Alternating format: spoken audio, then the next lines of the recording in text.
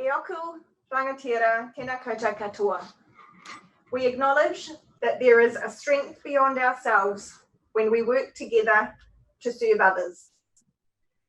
May we put aside our own personal interests, work with integrity and openness, striving to create a community that supports its people and the environment.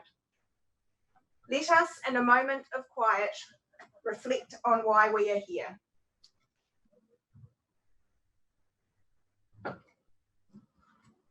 We give thanks for the wisdom of the past, look for opportunities in the present, and accept the challenges of the future. Tēnā te mehe, kia koutou katoa, kia pai te haere.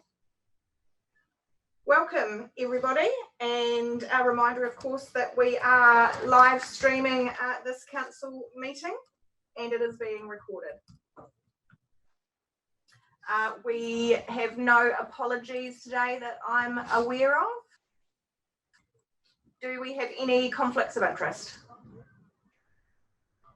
No, very good. And we don't have any presentations in the public forum. Announcements from myself. I guess I really just want to acknowledge that we are now, of course, in alert level 2.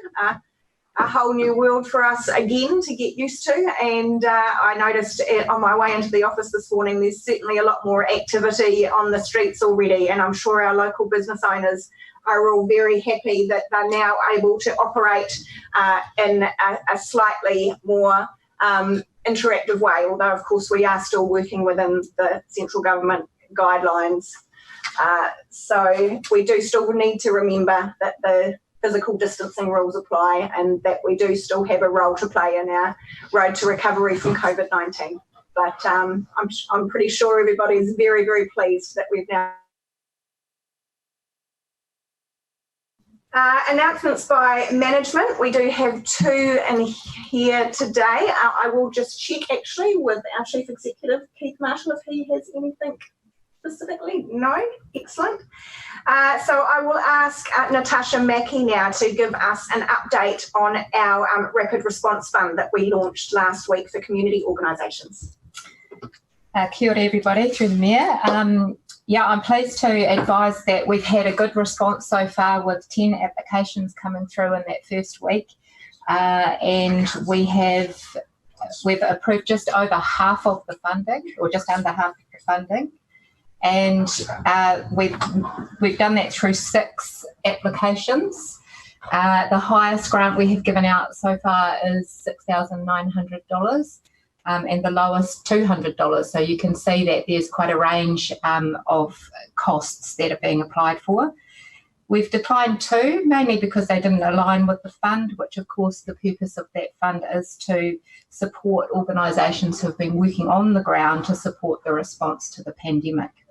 Mainly the costs that have been applied for are around IT, as groups have had to change the way that they do their services and purchase extra IT in order to do that. Volunteer costs have also been a high cost there, and PPE and extra cleaning as well. So that's a direct cost of the pandemic, of course. So we're keen to get further applications. We have the fund open for another couple of weeks. I do know that there are some organisations preparing applications as we speak. But we'd really like to support those that have been working really hard through this time to help with the extra costs that they have incurred to help our community. Thank you very much. And yeah, it's great that we've had those applications come through and been able to support these community organisations for all the efforts and work they've undertaken during the response period. And I would also like to invite Dean Prebble to discuss or introduce to us a second fund that we are launching, which is our Business Response Fund. So Dean, we welcome you to provide us with details around that, please. Dean, yeah. Okay. Dean's not here. I'll contact him so you can come in later. Okay. So we will get hold of Dean and ask him to give us that presentation after the agenda items. And I did also neglect to ask if there are any minor matters not on the agenda that anyone wished to raise.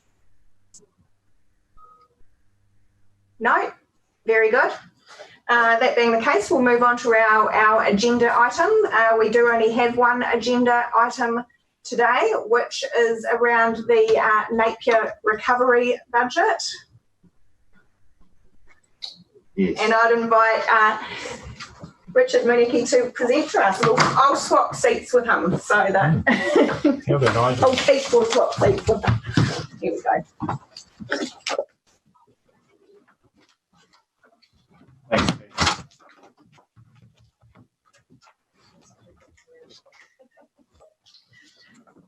Thank you, Your Worship. So the item in front of you is comes to the table really because the annual plan is due for consultation, and in the annual plan there's allocated funding of $1 million for recovery, and this item is really to explain what that funding is proposed to fund, what initiatives, and how that is likely to be used. And as such, it's also an opportunity for us to understand the approach to recovery in general, and what the thinking is and the framework is going forward. And to get an idea of how we would like to approach recovery from the COVID-19 effect on our Napier community. So in the attachment there are the sort of principles of recovery, and that's a really good basis and well worth a read to give some idea of what is expected from the recovery process nationally, not just for us, but for the whole country. And I focus on a couple of key points there that are really certainly high in the minds of the recovery team. And the first is the focus on wellbeing. That's central to what the approach to recovery is. Not about council's recovery, it's about the wellbeing, recovering the wellbeing of everybody in Napier, and from individuals, community groups, from our economic sectors. It's all focused on the overall wellbeing of our people. And the second part is that we're not alone in that. So this again, it's not a council-focused recovery. A big part of it is actually making sure that we've coordinated with the other agencies and all our people to be able to really focus on the issues and problems that Napier is encountering, and that we're all in it together, if you like, to remedy those issues. And that's why the Mayor has started with the Make a Plan campaign, which again is the idea of individual responsibility. And Councillor Crown has been advocating on the Support Local campaign. Both of those very much focused on everybody has a part to play in the recovery process, and if we can help be the oil and between in that machine to make it really hum with our community, that's what it's all about. And as part of that as well, it's sort of understanding the swim lanes that the various other agencies bring to the table. If there is problems with housing, or we would need obviously to be working with Kāinga and making sure we're not duplicating efforts. It's more about coordinating efforts and making sure that actually our focus is on the problems. And really, underneath that wellbeing, what we wanted to do from the outset was get an understanding of what the major problems actually are, and really be hard about that and focus on those, so that we're not just making stuff up. It's actually focused on real things and putting our energy where the real problems lie. And to do that, we've been trying to gather good data around this. It's important, to have robust information coming through, and from that we can build some scenarios around what that data might mean for Napier, and that will kind of give us an idea also of what are the goals that we're trying to achieve. So it's a kind of an evidence-based approach to the recovery, so that we can actually focus on the right things. And importantly, through this whole process is this concept of flexibility. If the data and the scenarios show us that we're actually looking at the wrong thing, or not putting enough energy into a problem, then we need to change and be adaptable and move with that. So the goals that we've got in front of you are a moment in time, and our best guess at this moment in time of what they are the right issues. They will be backed up, hopefully, by data as we're collecting it, and we'll show you a little bit more about that in a minute. And the idea, I guess, behind the funding is that they are loosely, not precisely, but loosely, it's a resource to try and focus on those goals. So those headings are really where the funding, we would like to use that funding for, to advance us towards those goals. And then importantly, it's also important to understand how the council does fit in with all that. And Catherine, would you be able to bring up the attachment that shows the, that's the one, yeah. So this attachment is really trying to give a picture of how we can use the recovery thinking and effort to align with our long-term planning. So as we're coming through this period, we have started with some short-term tactical initiatives, and they are driven towards the those goals in the middle, and starting to think about some of those medium-term initiatives.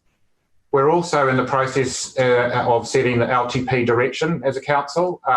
So while we have this 1 million in this annual plan, which is really not to do with the long-term direction setting, that is there for the short-term and the tactical initiatives in the main, and advancing what we can under that. And then as in the medium term, that thinking, particularly that information around those issues and the data that we're collecting, will hopefully be able to inform the long-term direction of our long-term plan as well.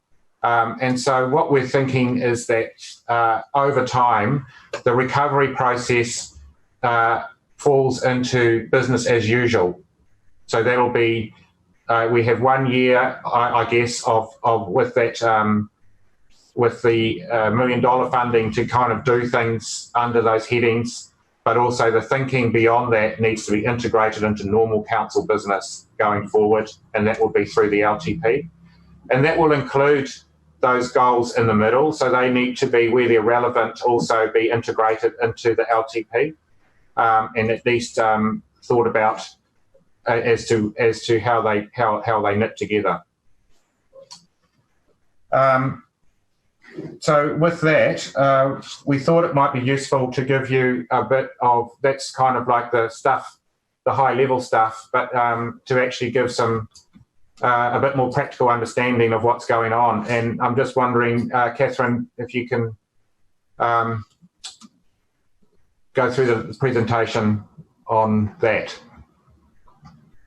Sure, I'll just bring that up.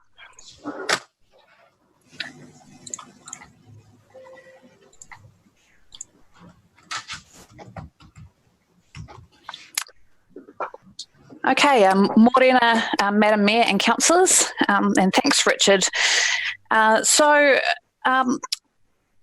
Over the last few weeks, obviously, as we move from the lockdown into transitioning into recovery, there have been a lot of ideas floating around about what we could do to help the community, both from a council perspective, but also different business sectors, community groups.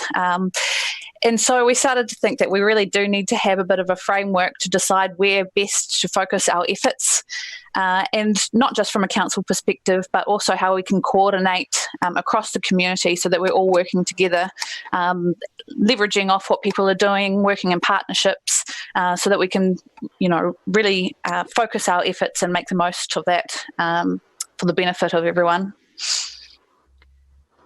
So in doing that, as Richard said, the scenario setting is really important so that we really understand what's happening on the ground. And part of that scenario building is looking at different data sets that have been undertaken, surveys, and also just speaking to a wide range of people and organisations to understand where those key issues are. What might this pandemic mean for the future wellbeing of Napiers community? What's getting in the way of us having a good quality of life as a result of the pandemic? And then once we understand that, we want to set some principles about how we actually should approach recovery and renewal in our community. And from that, then deriving the goals that Richard's just spoken about. The civil defence emergency legislation that we work under for recovery talks about the restoration and enhancement of holistic wellbeing. So it requires us to look across all wellbeing, not just economic, which might be the biggest impact, but also social, community, cultural, environmental wellbeing as well. And so when we're looking at recovery, we need to keep all of these things in mind. And the idea is that the scenario might set out what the key issues are, but in responding to those issues, we also want to be future focused, not just reactive, but thinking about where we want to be heading as a community together. So what should we strive for? And that's the idea of those goals. Those goals are quite broad, so to actually land them and make sure that we know if we're progressing against them or not, we're looking at setting indicators and targets. So how can we actually measure our progress in achieving those goals? Part of that is looking at where were we before COVID-19 for some of those indicators. Where are we now? So then we can start to see where the pandemic has really caused the biggest impact. And then setting some targets that we can work towards for the recovery and renewal of our city, both across the medium term, which we're talking about sort of the next 12 to 18 months, but also in the longer term.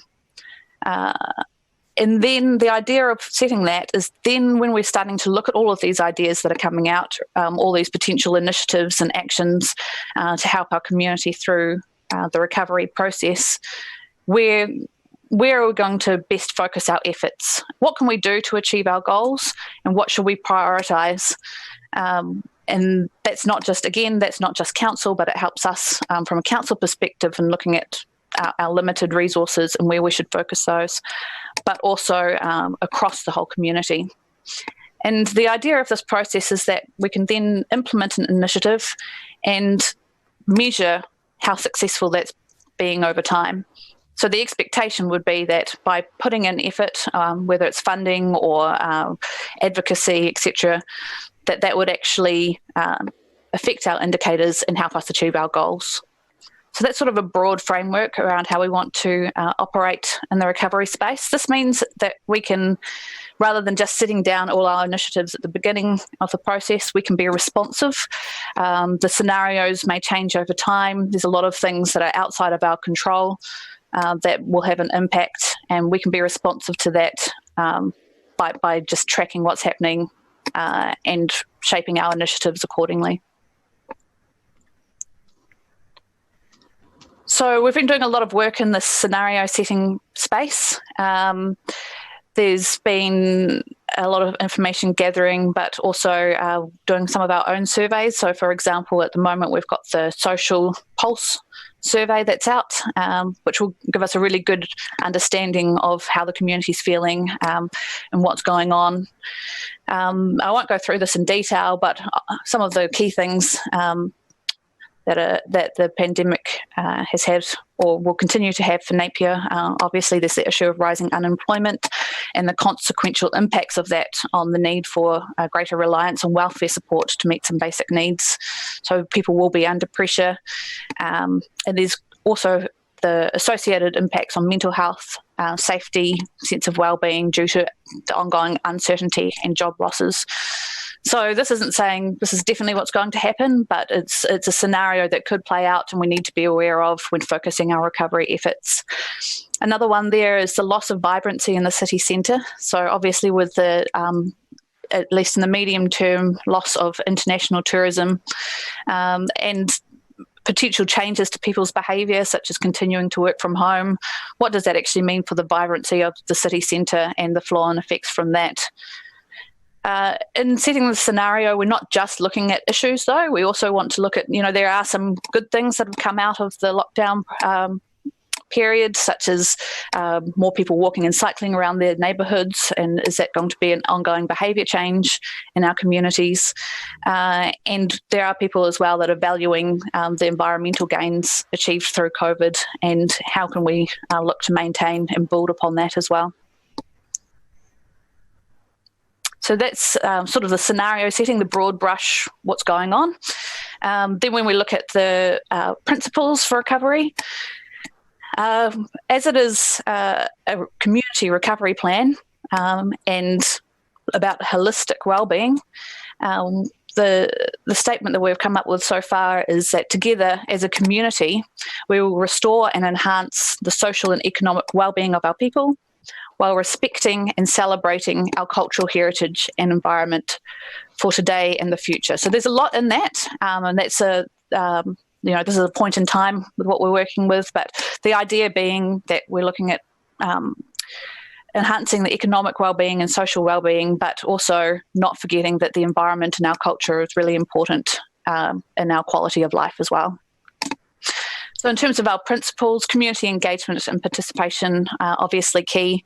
It's a community plan, it's for the community, and we want to ensure that we're not, while we need to move at pace, that we're responding to the needs of the community in the recovery initiatives. Similarly with iwi partnership, Te Tai Whenua o Te Whanganui o Roto obviously has been really active in the response phase to the pandemic, and how can we continue to work with iwi going forward in the recovery. Sustainability, so living with environmental limits, ensuring that as we rebuild the economy, we do it in a way that's going to sustain our community into the future.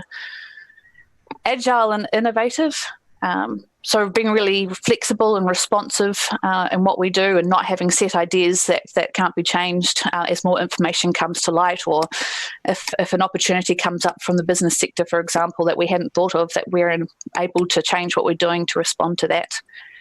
And as Richard mentioned, that we're evidence-based and solution-focused. So we're not just doing things because we think it's the right thing to do, but because we've got the evidence to show that it's going to make a difference, and that we can track that over time. So these are the goals that Richard had up before. These are the holistic wellbeing that we're required under the legislation to keep in mind.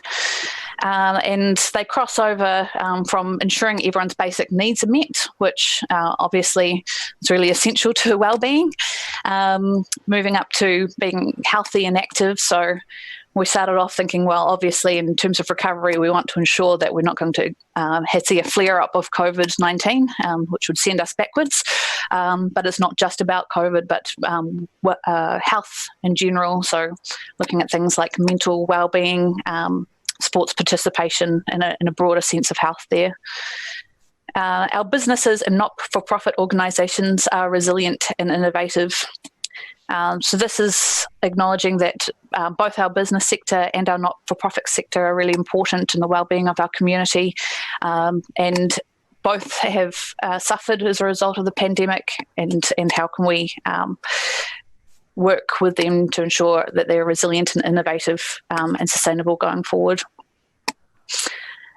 Goal number 4 around our city centre and local centres being vibrant and sustainable. That's in response to that scenario setting that recognises that those centres are at particular risk,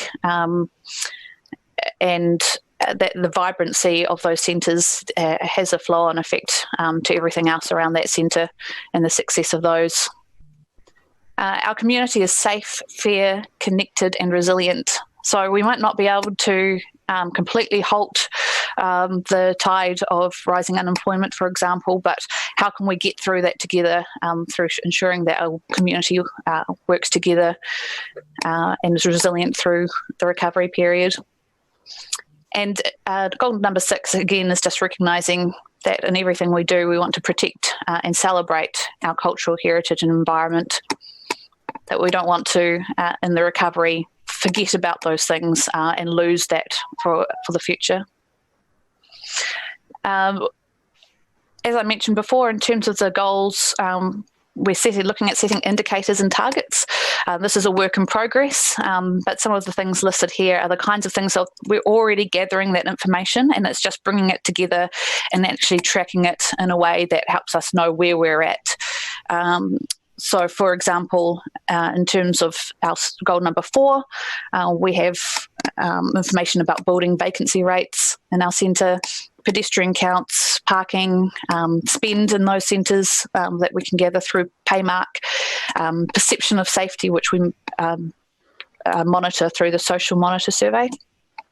And that gives us an idea about where we're at compared to before COVID, and whether our initiatives will actually have an impact in improving vibrancy of the centres. And in terms of that, it also gives a really good dashboard for our LTP going forward, in terms of giving some really great base information to allocate resources into the future. Yeah, so we're starting this from a recovery perspective, but obviously going forward, it's a really useful basis, and we can build on it as we move into the long-term plan. So here we're just showing what we're aiming for in terms of this data dashboard. So for each goal, we'll have a visual representation on how we're going on the indicators. Those are just a couple of examples, but and in addition to that, have a brief sort of commentary as well around the trends, issues and opportunities relating to the goal, because not everything can be necessarily captured through data. It's really important, but in talking with people, we might be able to identify themes as well. So the idea is that this information would be on a website, so everyone in Napier can access it, businesses, organisations in the community, so we can together take ownership of the recovery and see how we're going.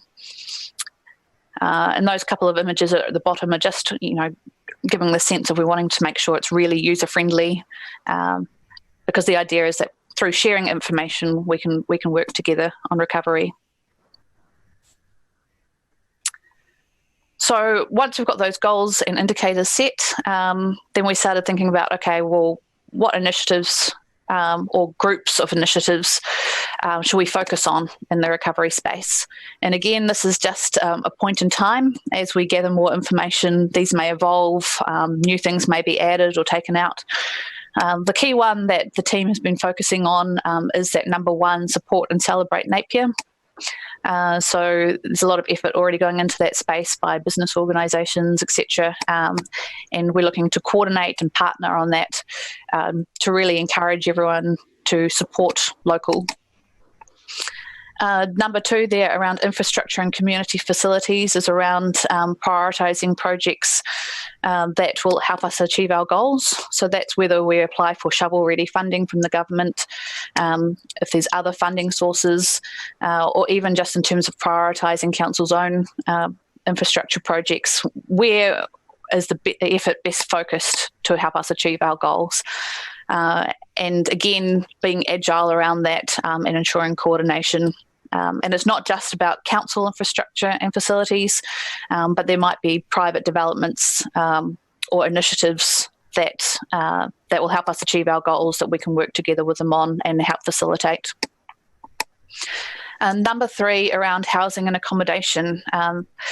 Our scenario setting has shown that there was a lot of benefit over the lockdown period with getting people into transitional housing, and a risk that those gains could be lost if we don't focus on them.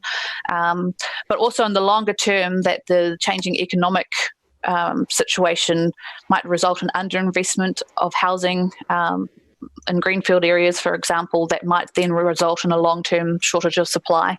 So it's not just thinking about the immediate needs, but also what might happen in the long term and how do we need to intervene with that. So as Richard mentioned before, housing and accommodation, obviously kāinga ora, MSD, the private sector have a really big role to play and are doing a lot of work in that space. And again, it might be that our key focus is just on coordinating those, making sure that we're working together towards those same goals.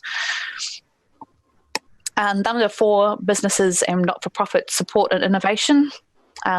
So looking at how we can share information, identify opportunities, and really assist those sectors in the recovery space. And 5, with a specific focus on sustainable tourism, given the importance of the tourism sector to Napier. Again, a lot of work happening here with Hawke's Bay Tourism and others, and how can we coordinate those efforts in a way that makes sure that we're efficient and really working towards success. So that's sort of an overview, and I'll just run through an example of how that will work in terms of actually allocating council efforts and broader community efforts. So, for example, in the scenario, we've identified the potential for increasing unemployment as a result of the pandemic. We have those principles around partnerships, being agile and innovative and solution-focused. One of the goals there, goal 3, around ensuring our businesses and not-for-profit sector are resilient and innovative. So this is just all linking through. The indicators and targets, so we might have the unemployment indicator. We know that before COVID-19, Napier was sitting around 3 to 4%.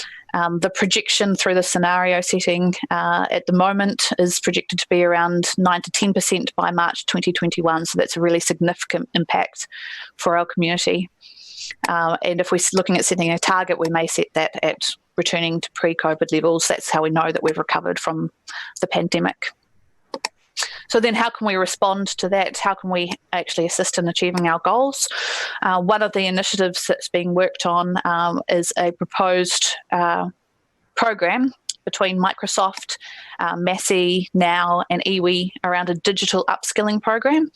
It was really seen as well in the scenario setting that one of the risks for Napier is the digital divide. So the separation between those who are really up to date and able to use technology in a way that is good for businesses and not for profits, and then those that didn't have access to that technology or didn't have the skills to participate in a session such as this with Zoom. And so rather than any one party taking ownership of that issue and trying to solve it, looking at a partnership program that will really assist in that space. And the idea being that as a result of that program, more people will be able to be innovative around technology, more people will be able to access those opportunities, and as a result, unemployment doesn't rise as high as predicted. And so you can see then that there's that circular, we can measure that and see how effective we're being against our goals, and track that over time and see if there's any other initiatives or things that we need to be doing. So that's just a sort of an overview of how this process is intended to work. That's probably all. Richard, did you have anything to add on that? No, we have kind of obviously slotted in a lot more than that's on the agenda item on the basis that we thought it was a good idea to try and explain what we're up to really in the recovery process to everybody. There's a lot to digest. Happy to take any questions now or even later on if that works better. But really, I just wanted to summarise in saying this is the framework really that is what the $1 million that you've allocated in the annual plan is targeted towards. It's not perfectly tight, but hopefully that gives you confidence that that the money is going to be spent to the things that we need to do under recovery. Happy to take questions.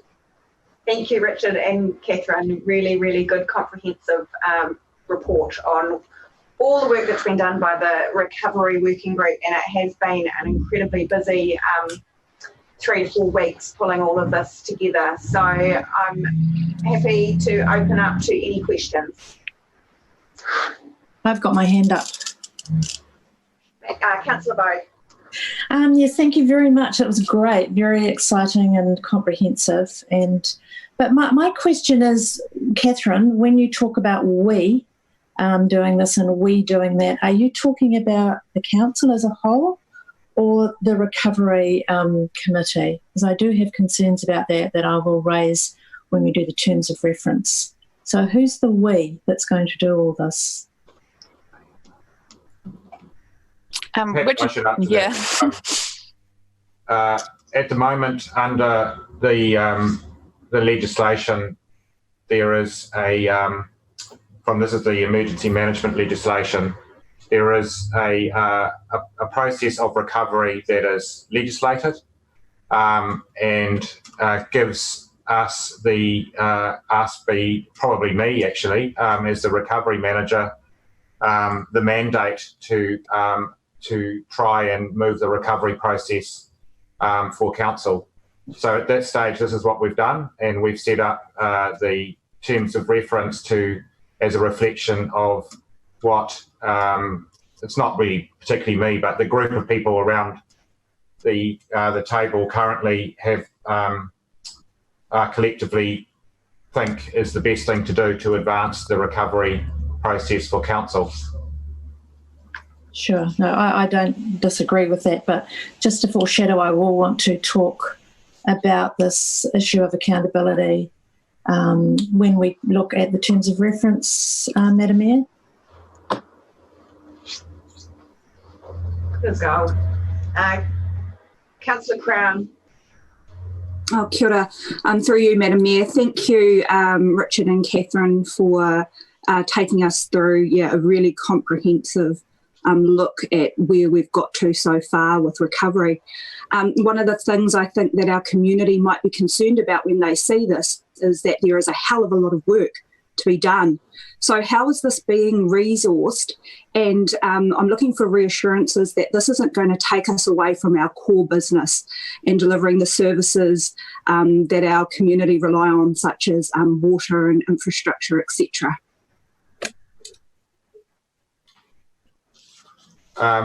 Yes, it's a great question, and the nature of it, I guess, is it's actually quite difficult to resource the recovery on top of your normal business as usual, and certainly your core business.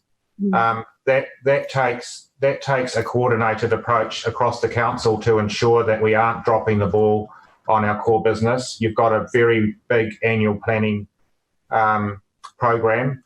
And it's really important, if nothing else, for recovery that those initiatives actually get going, and it's good for our community that the council plays its part, I guess, in particularly the capital spend to get the Napier community going. So in terms of the recovery process, it is at the moment, this is why some of the funding is required to be able to advance ourselves towards those goals. It's also really important as we go along to be able to understand what core business overlaps with what we want to do in recovery, and that we perhaps have the agility to swap around some things in the annual planning priorities as the recovery shows that some things might, for example, allow us to build more Kainga housing in Maraenui if we advance some part of the, and this is a purely hypothetical example, but some part of the stormwater capacity program, or there might be some other thing that we can leverage more off if we change slightly the priorities. So I think the key is to keep an eye on the indicators and the scenario building, and map that against our annual planning process. Not with the intention at all to divert from the program, but more just to make sure that it is responsive to the recovery needs as well, and not going and spend it isolation. Great, thank you, Richard. Are there any further questions? No. Okay. Oh yes, sorry. I have a follow-on question. Yeah. Is that okay? Absolutely. Fantastic. Again, for you, Richard, I love the inclusion of an evidence-based approach in the recovery plan. I think it's really important that we are getting good data, etc. Catherine also mentioned quite strongly throughout the presentation that we will be listening to our community and working alongside our community. I was just wondering if we could touch on some of the mechanisms that we're going to make available to our community to feed back to us and to give us that information. I think there's two parts to that. One is that obviously with recovery and what you're doing, you have to actually get on and do it. And you can't wait and have beautiful consultation processes, because by that stage, that moment will have been lost. And things like make a plan, if we had consulted on making a plan and the alert level was completely gone by that stage, it would have been a waste of time. So there has to be some things where we, back ourselves that these are good things to do. But within that process, I think there is also, as things emerge, we will be able to have short, medium and long-term ideas, and then the different ideas will lend themselves to different amounts of community consultation. And we really need to, as I was saying before, in terms of the council program, that some of the long-term ideas, how do we merge those in with the long-term plan and use that as a consultation technique to be part of that process. But also there's a whole lot of smaller things we can do via our surveys and working with our, our local commercial groups to get in touch with, the retailers and those sorts of things to be able to get instant feedback around some of those initiatives too. Catherine, have you got anything to add on that one? No, I think that's right. There's a lot of work being done contacting and discussing with community organisations, business sector groups, etc. We also do have an email address, so if people do want to contact the recovery team, they can contact us at recovery@napier.govt.nz, and that's open to everyone, and that email address is on our website. And I've got one more comment, is that the beauty of having the Mayor and yourself on the recovery group is that we do get that instant, is this how kind of feedback loop from the community and the rest of council too, in terms of, it's quite an agile way of communicating with the council and hopefully with the community as well, so that we can be much quicker than going through the usual kind of consultation processes. So I think that's a really valuable thing, is to be in partnership with governance around in the recovery process. Fantastic, thank you, Richard. And Councillor Brown. My question was just answered. It was around how the ideas of our community can be fed in, but that email address covers it off. So Thank you. And I guess alongside that, there will be a number of mechanisms for our community to be involved in this process. We'll be trying to be as innovative as we can to ensure that they are engaged in this process. Okay, if there's no further questions, Councillor Simpson, yep. Well, there's a few of you. Okay, Councillor Simpson. Yeah, so I have a number of questions. One is just around timeframes and phasing. currently council have got an incident management team managing components of the City Council's business. When is that likely to cease functioning and to return to business as usual? You want to answer that?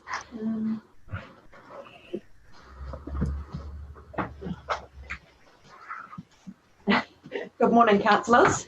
The state of emergency was lifted yesterday, and we're now in a national transition period for at least the next 90 days. So there's been new legislation being developed to assist us to manage in a concurrent event in conjunction with the COVID legislation. The incident management team is still activated at a very low level. We are still producing situation reports and we are still attending to welfare needs where required. We have largely turned our attention to business as usual. So the incident management team isn't fully activated at the moment, but everyone is on standby should we need them again. Does that answer your question, Councillor Simpson? Yep, thank you for that. And obviously, how long's a piece of string around some of those COVID-19 issues? So following up from that, I noticed in the documents in the agenda on in attachment B, there's guidance around timeframes, around the steering group's timeframes. So would you be looking, there's a medium term of 12 months, a long term of 18 months minimum. Would you be seeing that the activities of this recovery steering group would have been blended into council's business as usual and long-term planning by around about that 18-month mark? I would have thought that should be happening by 12-month mark. So that the long-term should really be flowing through your long-term plan as business as usual. And if we need to do something for the community over the long term, wouldn't that just be normal business? Thank you. And finally, the last one was around tracking and review. My question is associated with our alignment. The documents refer to us being aligned within our region, and that's fine, but Napier is a unique city. We have unique drivers to other cities within our region. I'm wondering how you're going to be tracking and reviewing our progress against other similar cities or peer cities throughout the country that also have, say, a tourism base to track our progress into recovery along alignment to how other cities are tracking their progress to recovery. Yeah, so I think that's where I think the power in our approach is on this data gathering, having indicators of success, and some of those indicators of success will be national ones. So in the tourism sector, that's not so difficult to do.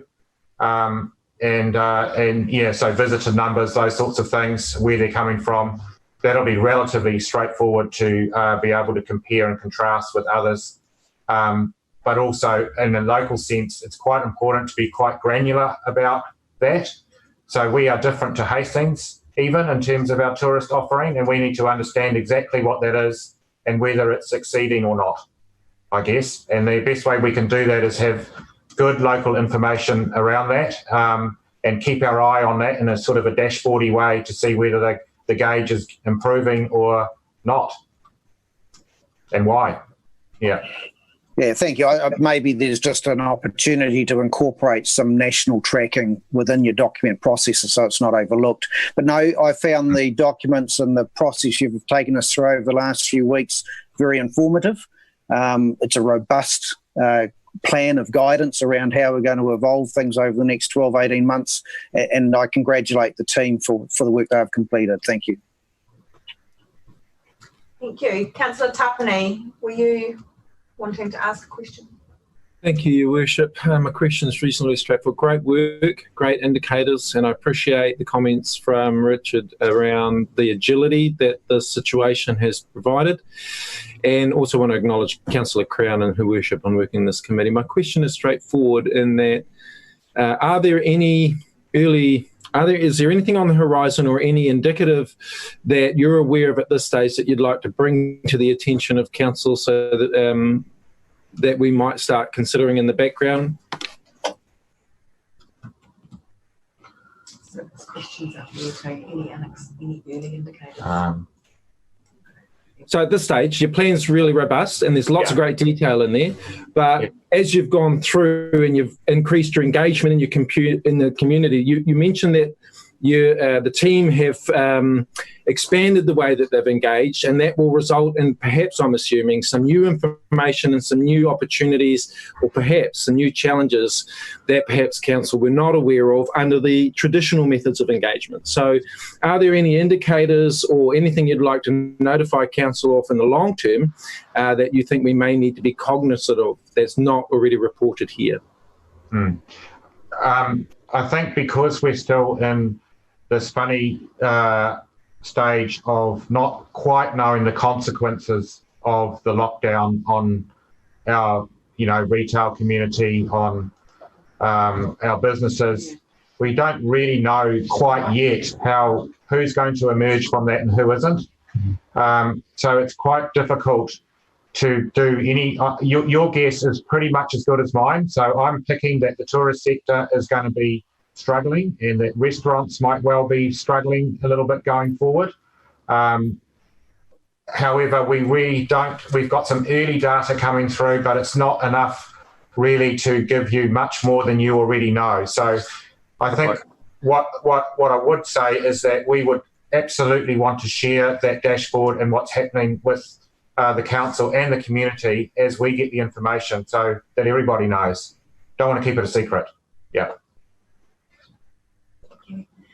Councillor Bogdan, I see your hand raised earlier.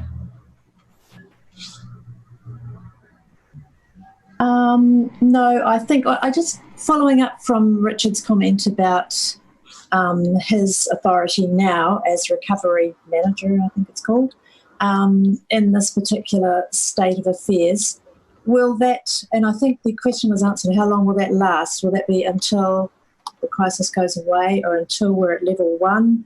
Or how is that actually defined, or is there a definition of how long that authority will rest with you? I just need to take guidance from the national body. Yeah. No.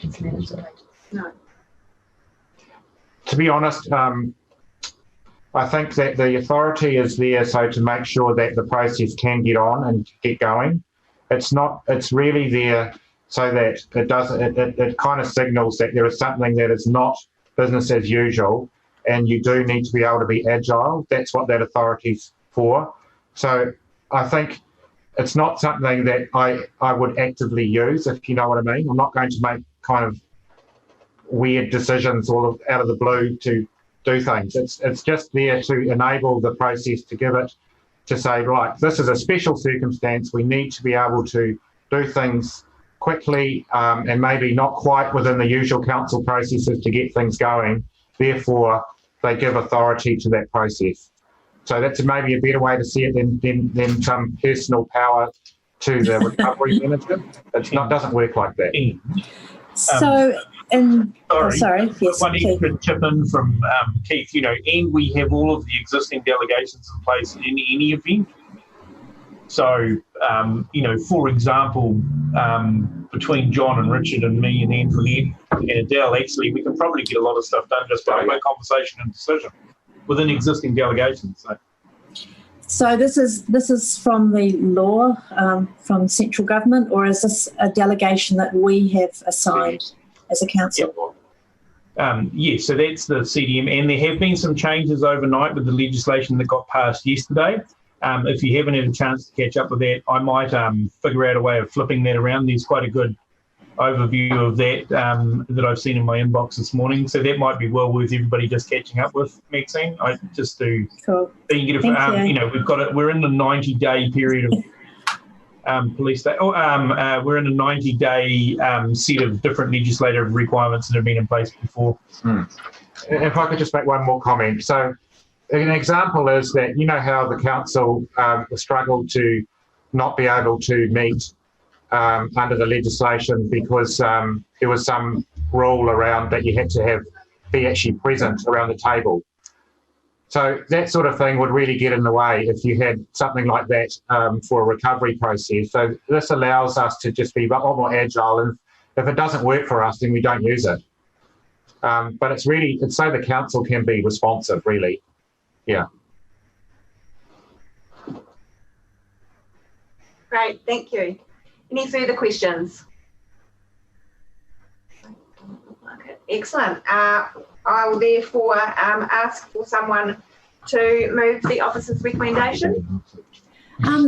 Excuse me, sorry, I did want to talk about the terms of reference. I thought we were just talking about the presentation that was made to us and we haven't mentioned the terms of reference, or is that a separate agenda? Correct time to ask questions about the terms of reference. Okay. I'm very impressed with the capability and competence of the Recovery Committee, and I really like the way things have been presented today. My concern is, like, where does council fit in, council as a whole? The committee that has this authority has 13 members, 2 are elected members, and the Mayor and Councillor Crown. I think that's great. 2 from Mana Whenua and the rest of staff are staff. The committee's got a wide scope of powers, more than any standing committee. Our standing committees seem to be in abeyance at the moment. And there's nothing in the terms of reference about their accountability and how council can have oversight of their decisions. And I would like to suggest a couple of amendments to the terms of reference that would put that in. So, shall I read them out? Or does somebody want to speak to that? No, that's fine. Councillor Bowe, you wanted to read them out? Okay, the first one is that council will receive regular reports on the steering group's activities and plans and have input into these where possible. I think that's a given, and certainly we can include that in the terms of reference. But that would be absolutely my expectation of what would be happening. Cool. And the other one is the Recovery Plan Steering Group is accountable to council and will, where necessary, and I mean that's up to them, seek approval from council for planned activities and appointments. I see they have the authority to appoint to project steering groups. It wouldn't need to come necessarily to a meeting, but it would be great if it were run before us and for our feedback was sought just to strengthen that decision. So that's my other suggestion. The Recovery Plan Steering Group is accountable to council and will, where necessary, seek approval from council for planned activities and appointments. And I think, again, that was probably, well, definitely from my perspective, the intention. So how I would see that working is myself and Councillor Crown as the 2 elected members that are on the steering committee. If we felt that there was anything that was being recommended that needed to come to whole of council, then that would definitely happen either in an informal capacity or a formal capacity if we felt that that was necessary. Do you want me to put that in the chat room for people to discuss or what? I would like those to go in. I'm sure it may well be understood, but it's not actually in the terms of reference as they now stand. I'll just, Councillor Crown has her hand up, so. Yeah, I'd just like to speak to that through you, Madam Mayor. Thank you, Councillor Bogue. I think that it's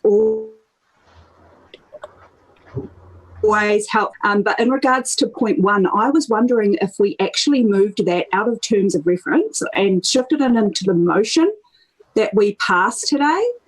So that we actually put a period of time or frequency around how often the activities of the committee are reported or brought to these in this formal capacity.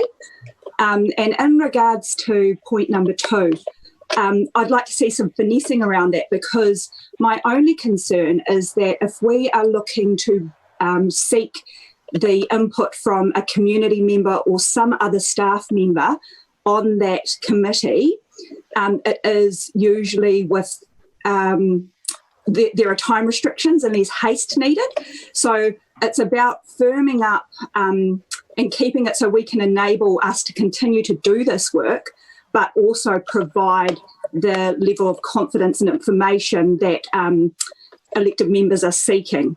So I think they're both great points, but I'm just trying to figure out how best we can manage those. And I really do think that point 1 could be worked into an amendment of our motion today. I'm just typing them into the chat room with typos. Sorry. And I agree that point 1 is very appropriate to have that as an amendment to the officer's recommendation that we have before us today. And I'd like to hear others' views on point 2, because absolutely it's about finding that right balance between being able to be agile, but also recognising, Councillor Bogue, your concerns that the wider council is not being perhaps as involved in the processes as they would like. So it is about finding that right balance.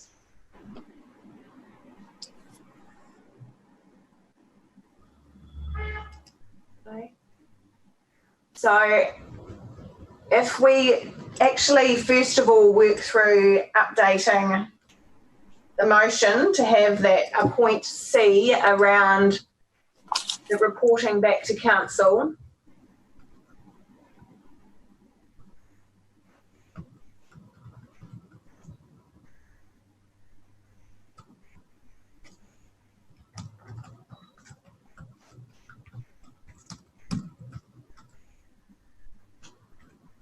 Did you just want to read out your wording, Councillor Bogue? And sorry, I put it on the chat with a few typos. Council will receive regular reports on the steering group's activities and plans and have input into these where possible, or where necessary, or whatever. Make it fairly flexible.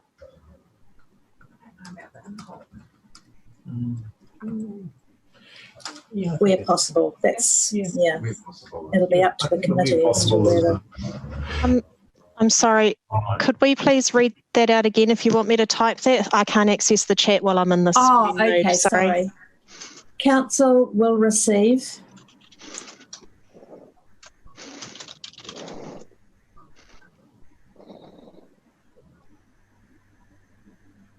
carry on, Councillor Bogue. Regular reports on the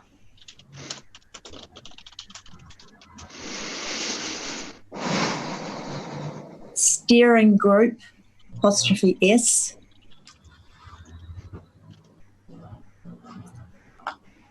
activities and plans,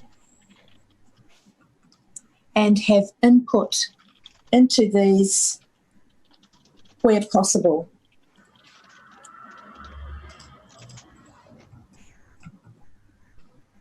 So if the steering group is planning to do something, it would be great to see what it is and have the opportunity, not necessarily to approve it or anything, but just have input into it. Possible, it's always possible. Yeah. Can I suggest we change possible to appropriate? Sure. Yep.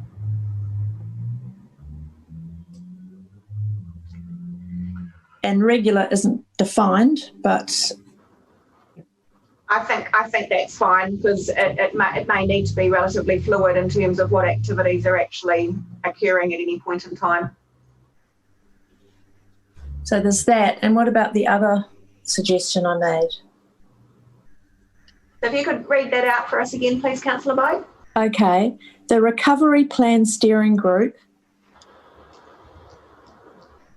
that's it, is accountable to council and will, where possible, instead of hand, I've got just a typo there, and will, where possible, seek approval from council for planned activities and appointments.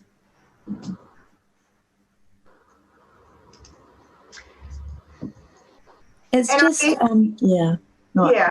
I guess the difficulty I have with this is if it does take away our ability to be responsive and proactive and agile in the way that we're actually implementing, recognising that this isn't business as usual. This is a plan that we need to be able to move quickly on. And so I'm just wondering how we could perhaps just recognising that as the whole of council, you do want to be aware and kept informed of what's happening. But I'm wondering if point C actually essentially covers that off adequately. Or perhaps possible, instead of possible, put appropriate, where appropriate seek approval for council.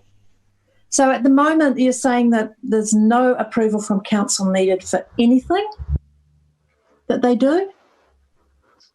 Because it seems like very far-reaching authority. I'd just like a bit of accountability, a bit of an opportunity for us to, we're going to be wearing it as council. When the council committee is doing something and it's out there in the public, it will be in the council's name. And I'd like to think that we had a chance to have a look and say, yep, that's good. So where, you could say where appropriate, yeah. But I mean, are they accountable to council? Perhaps they're not. In which case, that's a whole other ball game, isn't it? And Maxine, I think that's probably the key point in all this. I mean, technically they're not. You know, it's part of that civil defence emergency response stuff, which does take, to a degree, some of the decision making away from councils. But it doesn't remove the scrutiny and after event components. But plus, we are operating in strange times, and like I said, there's some, the next 90 days look quite different in legislation. Oh, well, what do others think?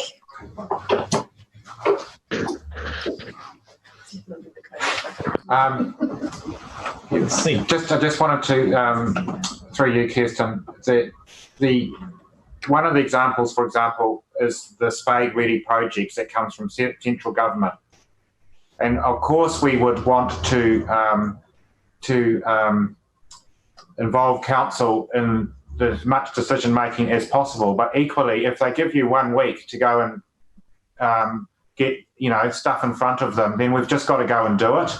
And I think that one of the things that we certainly are very happy to do is make our minutes from our meetings transparent to you all, so you can see what actions and what or not are there. That's from our weekly meetings. But I do think that there has to be an understanding that there are some things that we just need to be able to get on with and have that ability to respond very quickly to things that have come up. And I would just want to point out too that I think that the way that the Mayor and Councillor Crown is actually part of that committee should be an umbilical cord, not just to the community, but of course to you as council people as well. And that comes with that responsibility, I would say, to kind of, to make sure that those plans are not done in isolation from the council or the council's wishes. So I think you do have the power under the Emergency Management Act to be able to kind of do it alone, but that is not what's envisaged by it. It's really purely there to be able to be agile in the response and to do what's needed in a timely way. I understand, Councillor Taylor, you have your hand up, and then Councillor Brown after that.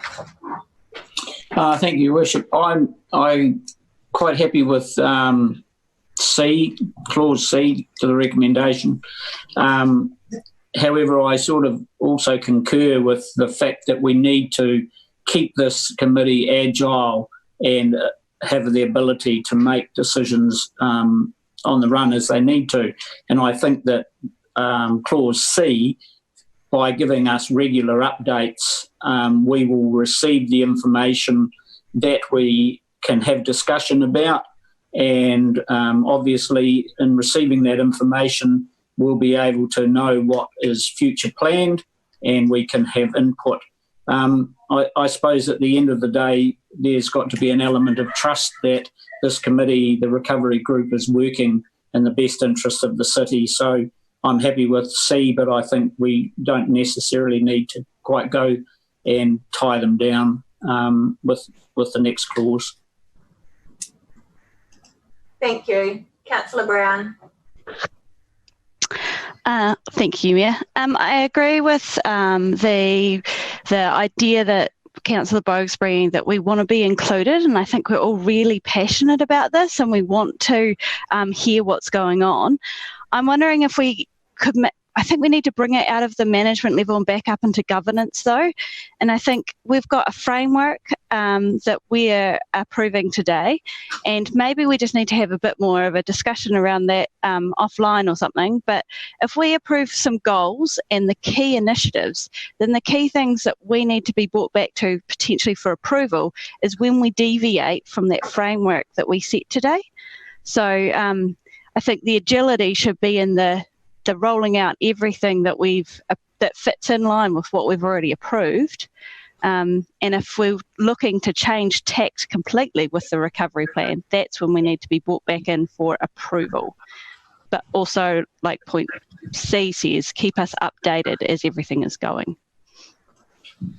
I think that's a very good suggestion, Hayley and Councillor Brown, and I don't necessarily think that requires a change in the terms of reference. I think that it would be explicit that if we were actually going to start having a significant move away from what has been endorsed and agreed to today in terms of the goals and the overarching framework, then that would absolutely be coming back to full council to seek approval of that before we did that. Councillor Price. I agree with Councillor Taylor in that C is a good idea. I think we're perhaps overcomplicating it a little bit. We have two councillors on there, the Mayor and Councillor Crown, who will feed back to us what's going on, and we'll take our information back to the group. And I think we're just overcomplicating it a bit by trying to add bits and pieces in when there is a perfect solution already there. Thank you. And I will reiterate, as I said at the initial start point of this conversation, certainly myself, and I'm sure I speak on behalf of Councillor Crown as well, we absolutely undertake to bring back to all of council anything that we think requires some input and discussion throughout, from all of us. And we're certainly not wanting to exclude you from the process, and we really are just trying to set up a framework and mechanism that allows us to be as proactive and responsive as we possibly can.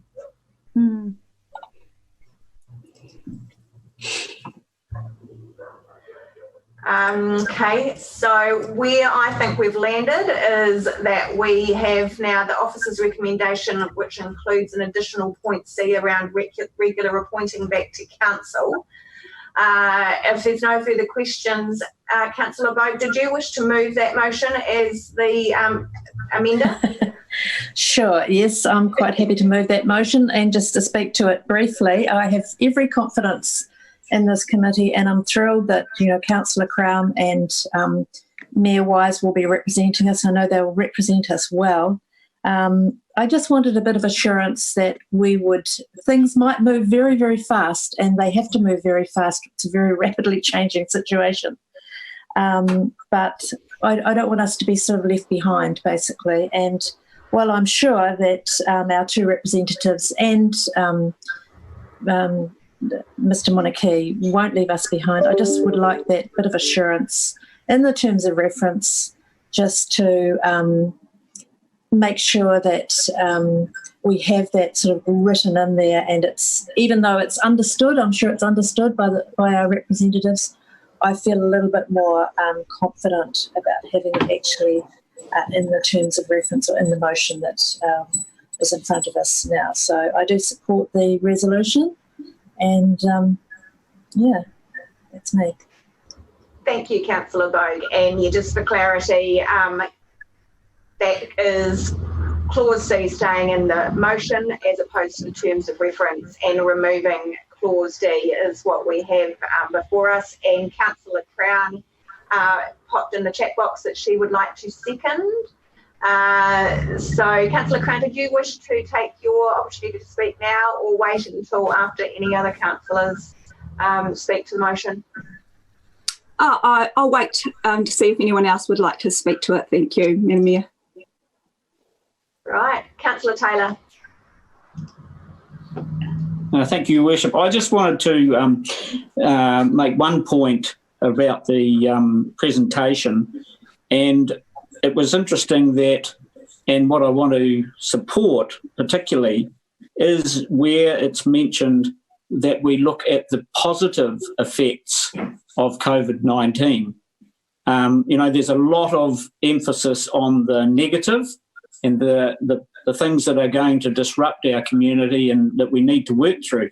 And that's fair enough. But there have been some positive effects, and I'm sure every one of us has seen what I believe is greater social cohesion between families out, participating, walking, cycling, actively together. And I think that there is a huge opportunity for us as Napier and a community to actually grow those positive aspects. You also mentioned the environmental impact that we've had, less vehicles on the road, particularly under alert level 4, clearer skies, all of these things. So I think, we should focus on those, and in this recovery period, try and make some of those positive aspects grow and become part of the norm moving forward in Napier. And, if we are looking to what does Napier look like into the future, let's graph some of the positive things that this pandemic has had and make sure that they are woven into the framework of what Napier looks like into the future. I support the whole concept, the work that's been done, but I'd like us also to make sure that we don't forget and we don't lose sight of some of the positive things that have happened. Thank you. Thank you.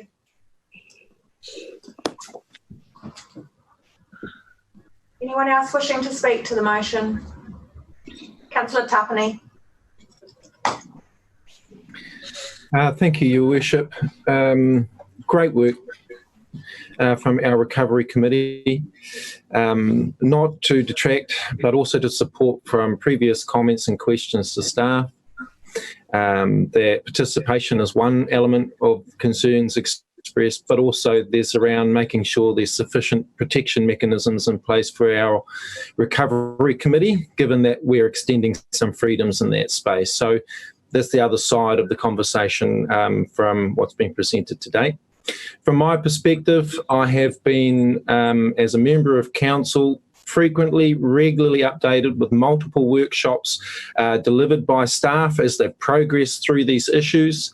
On top of that, there have been corresponding work through other activities which feed into the recovery. On top of that, we have our daily councillor catch-ups to ensure that we as a team are abreast of the activities happening within council. On top of that, we're looking at some new range and some new methods to engage with our community as we approach the annual plan and the long-term plan. On top of that, we've got a council which is more focused around being transparent, publicly accountable and engaging with our constituents.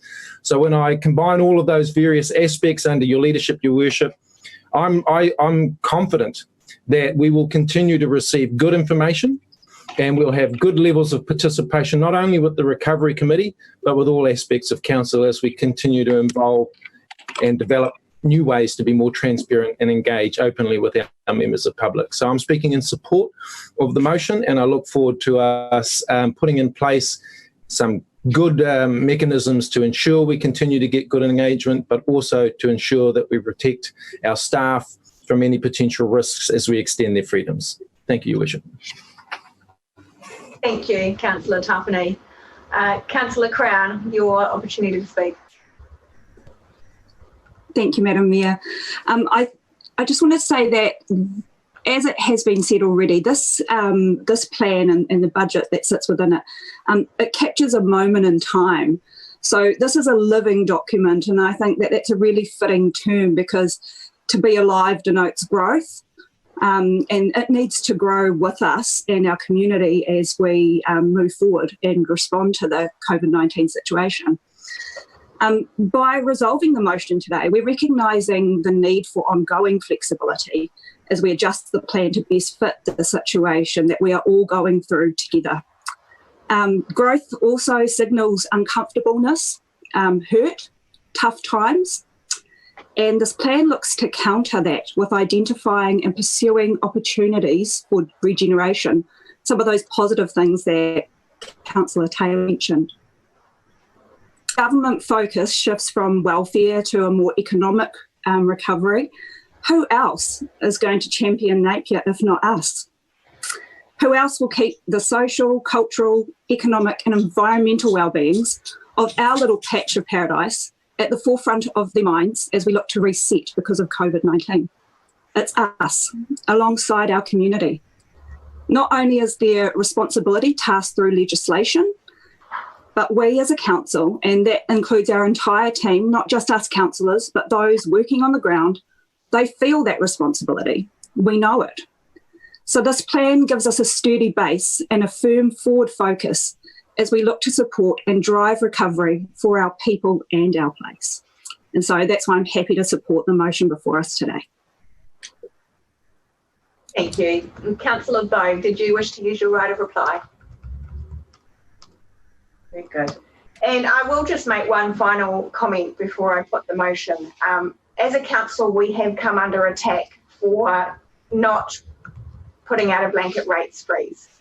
And from my perspective, the package that we are proposing as part of our annual plan, which includes this recovery plan fund, which includes a significant package for rates and rental relief, alongside the other rapid response funds that we have already initiated for our community, gives us far more ability to actually assist those who are most in need and to really be as responsive and proactive in that way, as opposed to just going out there with a blanket rates freeze. And I, would like to thank all the staff and all of the councillors who have been involved in making these difficult decisions over the last month and longer, in fact. And I look forward to going out to our community via our annual plan consultation process to get feedback from them on what we have proposed. So in saying that, I'd like to put the motion, and all those in favour, please raise your hand. Against? And that was carried unanimously. So thank you very much, everybody. Thank you for your questions and your input. As always, a very well discussed agenda item. And before we close off, I noticed Dean Preble was present earlier, but he may have ducked away again. So that being the case, I will give just a very brief sort of overview of our second response fund that we are about to launch. So as was mentioned, or we had an update earlier from Natasha Mackey about our Community Rapid Response Fund, and we are now launching, with applications opening next Monday, a Business Response Fund, which is very much targeted at assisting local business owners with any initiatives or innovative ideas that they have in terms of generating additional revenue, or essentially helping their business to move through into the recovery phase of post-COVID-19. So there will be additional details around the criteria to access that fund on our website, of course, and social media. And yeah, we look forward to working alongside our local business owners to assist them use these funds in a way to progress their businesses. And I think that brings us to a wrap. Thank you, everybody.